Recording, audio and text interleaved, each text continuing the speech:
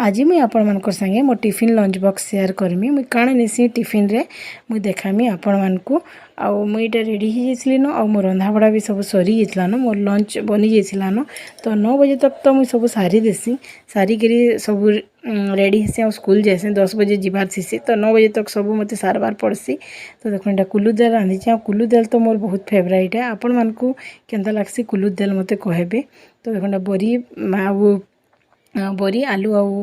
मुनगा के खटा करिछे बेसर टिके देके खटा करिछे तो आउ मोर टिफिन बॉक्स भी रेडी करूछे आ कदली टिके भाजी थिली जेंटा कि तावारे भाजी थिली चिप्स नहीं करी थी तावारे भाजी थिली तो सब वर्किंग लेडी के तो काम करवा लई पड़सी दुई नर काम मैनेज करवा लई पड़सी घरर भी और बाहरर भी तो 9 बजे तक नी कले नी चली सकालू उठिक 9 बजे तक मत सब रेडी करवा लई पड़सी तो मुई ये सब बने बुना देइसिली न आउ सब मोर टिफिन रेडी करूछे मोर संगे संगे बाबू के भी देसी बाबू भी टिफिन रे भात एका नेसी आउ आपण मानकू मोर वीडियो केनता लागुचे कमेंट करवा लई नी भूलबे कमेंट करी कहबे